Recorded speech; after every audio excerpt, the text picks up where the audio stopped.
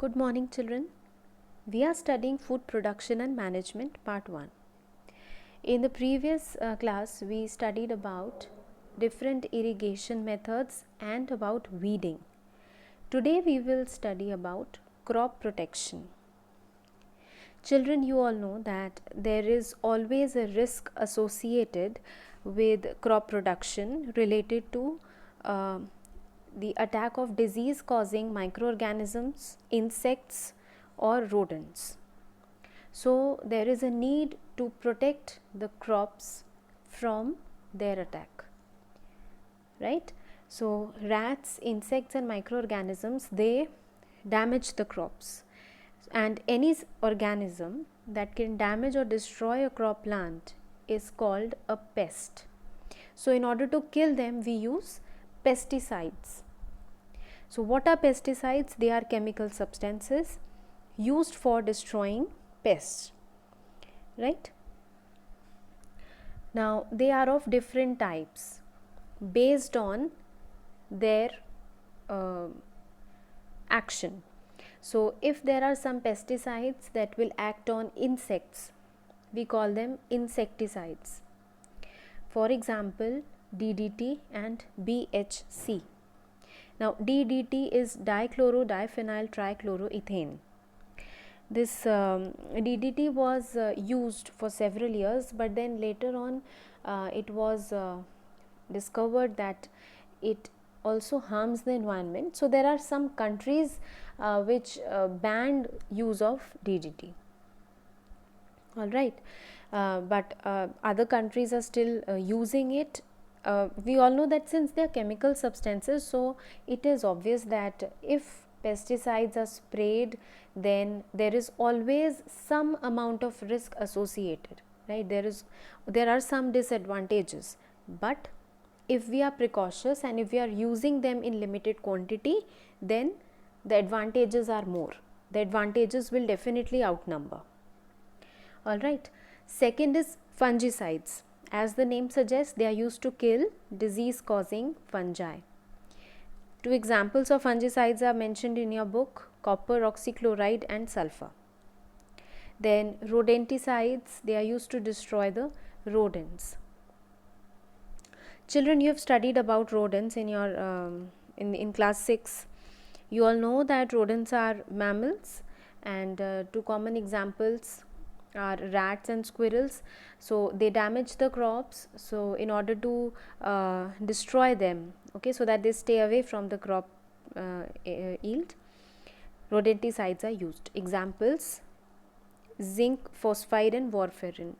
So, children, you should know at least two examples of each. Okay, they can be asked. So, two examples are mentioned in your book. So, you just have to know the names of the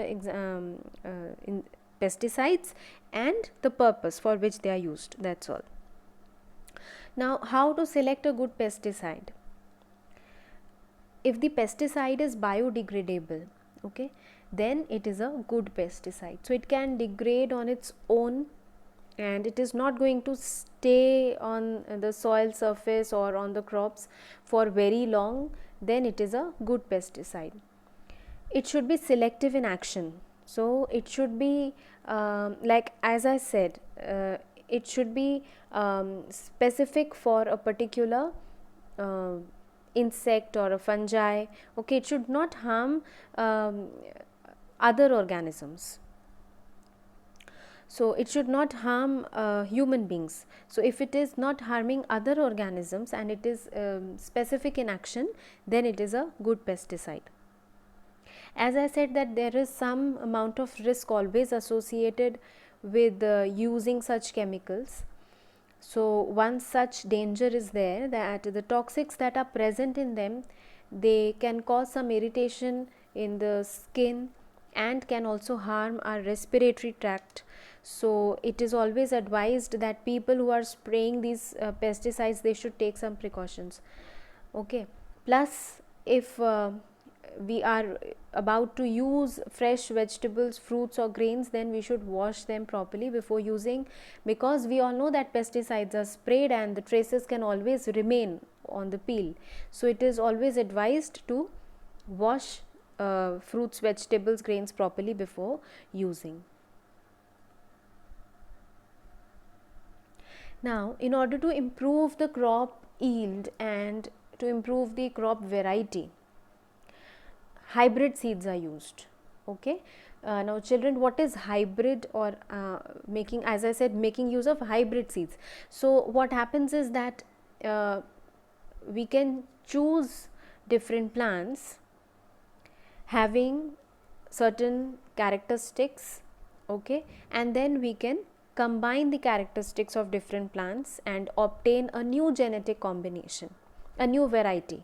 So that variety which we obtain by combining the characteristics of combining the desired characteristics of two different plants, that is called hybridization. All right. So for example, one very nice example is here in the video, children, that there is one tomato plant which may be very drought tolerant. So even if there is drought over a prolonged period of time, the plant survives. So it is one good characteristic that this tomato plant has. So I select this plant. Another tomato plant produces vigorously, so the yield is very high in some other tomato plant, one desirable characteristic. Okay, so I select these two tomato plants and I cross pollinate them. So the next tomato seedling that I obtain is a new variety, okay, the hybrid. All right. So it will have both the positive characteristics. So my new tomato plant will be drought tolerant also, and it will be highly productive also. So both the desired characteristics will be in my new hybrid variety as I cross pollinated them. I chose them and then I the interbreeding happened. Okay. So if this is done, the product that is obtained is the hybrid product. Now in your book there is one example of wheat. So for example, you get a wheat plant that is high yielding. The yield is very high, it is highly productive, and one more wheat variety which is disease resistant, which is very immune. Okay, it does not get affected by diseases, by disease causing organisms. Then you select these two wheat plants and you crossbreed them. The seed that you obtain is the hybrid seed, and the new variety that will develop up after germination will be a new wheat plant variety. It will contain both the positive characteristics now. It will be highly yielding also, and it will be disease resistant also. So in this way, hybrid seeds are produced these days. Okay, we carefully select the plants, we select the characteristics, and then the cross pollination is done. So what is hybridization? The process of cross breeding of two different varieties of crop plants, each having a desired characteristic, to obtain a hybrid seed which can grow into a crop plant having both the desired characteristics is called hybridization. Alright, hopefully you have understood. Now what are the useful effects of using hybrid seeds? They are high yielding. The hybrid seeds, they give high yielding crops. The productivity increases. Okay, dwarfness. Now generally the hybrid seeds, they give rise to such crops which are not very tall. So if the plant height remains short, then it can easily withstand wind pressure, right? So again, this is a positive characteristic. The third advantage is better response to fertilizers. Now the hybrid seeds, they will, since they are having all the desired characteristics in them, so they give improved crop yield, right, a better response also to the fertilizers than any ordinary seed. So these are the benefits. Now there are some harmful effects as well. If we are using a hybrid seed, then it will need more care, more input, okay, in the initial stages as compared to an ordinary seed. It gives less fodder and you all know that fodder is needed for animals. So what happens is that since there is dwarfness, right, and they are not that tall also, so ordinary taller varieties, they give more fodder as compared to these dwarf varieties. The third disadvantage is that they require more pesticides. Now, if they are needing more pesticides, then it is obvious that, as we have already discussed, that using more pesticides can be harmful for us, for as humans. It can cause various diseases, and the peels of such vegetables, fruits will always have traces of pesticides, and indirectly also we can consume them and it can be harmful. All right. So there are some pros and cons of using hybrid seeds. Now your if you just go through the sequence, okay, for as we were discussing agricultural practices, so first of all we prepared the soil, okay, then the type of soil was decided, whether it is acidic or alkaline. Accordingly we treated the soil. Then sowing of seeds, for that we selected the best quality seeds and the sowing was done. After that you did we studied that what are the various means and methods by which the crop can be planted, okay, how the irrigation can be done, everything is done. Now finally the time comes when harvesting will be done. So the crop yield is ready. Now cutting and gathering of crops, right. So everything is done, the plant has completed its life cycle, and the yield is ready. So what we have to do is we have to cut and gather the crops, okay, once the plants mature. So this is harvesting. Now how it can be done? It can be done manually, like most of the farmers in our country, they use a sickle and they do it manually. Otherwise there is a machine called harvester. In this picture, children, you can see one practice that is done after harvesting. Okay, you've got the crops. Now after harvesting, the grains are separated from the cut crops. You have to separate the grains from the cut crops. So this process is known as threshing. Now see, children, in this picture, threshing is being done manually, where they are just trying to beat the crops, okay, so that the grains they separate. And here they are making use of a thresher, a machine, right. Then there is one more machine known as a combine machine. In your book on page number 110, you can see there is a machine called combine machine. Now this machine can perform two actions. So if we buy one combine, then it can help in harvesting, threshing, winnowing, everything, okay. So like a multi-purpose machine it is. Then once you've done the threshing, you've obtained the grains. Now the next process that is done is winnowing, okay. So you have to separate your seeds from the husk. Now this lady, what she is doing is wind winnowing, okay. So this in this wind winnowing method, what is done, that you carry the winnowing basket and then you just raise it above. Now the husk that is lighter will easily get separated, okay, and your grains will be at one place, and the husk being lighter in weight, it will be carried away by wind. So in this way the two things are separated.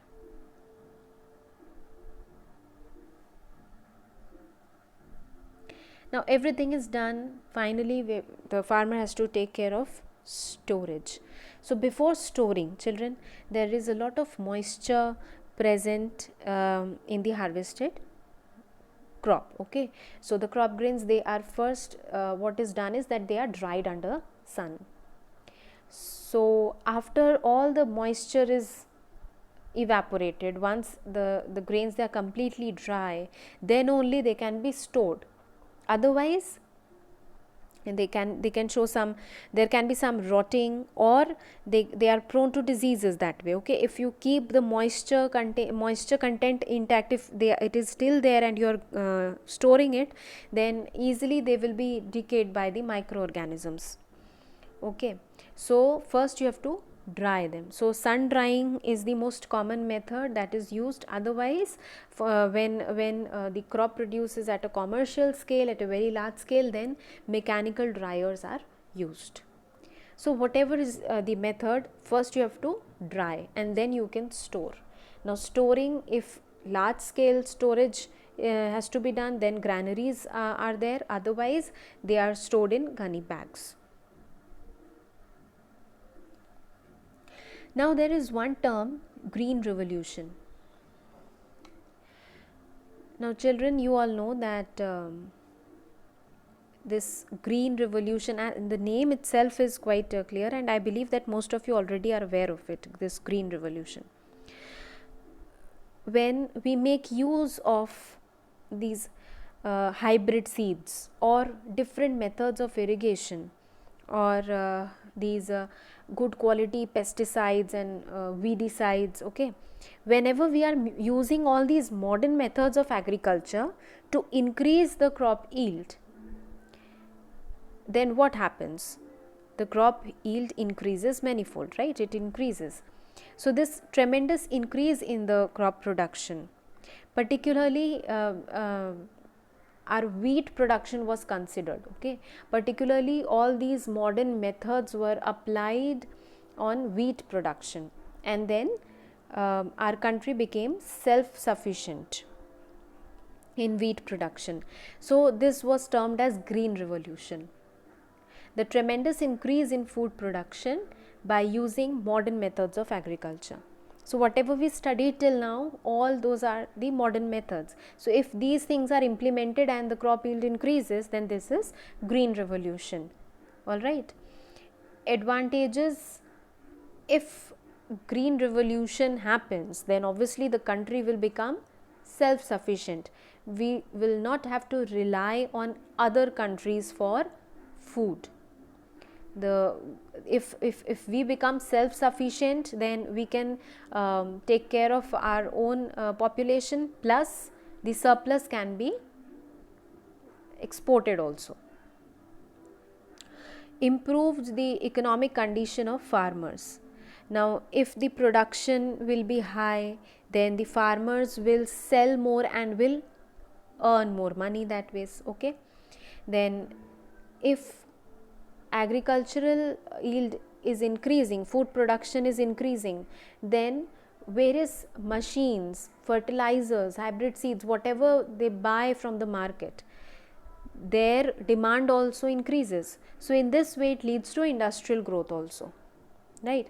Because if there will be this revolution taking place, then more and more tractors will be in demand, more and more these machines, combines will be in demand, more fertilizers needed, more hybrid seeds needed, okay. So more pesticides will be needed, different irrigation methods will be implemented. So overall this will lead to industrial growth. So in our country, as I told you, that wheat production is maximized by this method, and we have already made our country self-sufficient in wheat production, and this has improved the economic conditions of farmers, and industrial growth has also happened. All right. So with this we come to an end of this chapter. Now children, I will be telling you few questions you've already done in your notebook. Rest I will be uploading soon. All right. Thank you.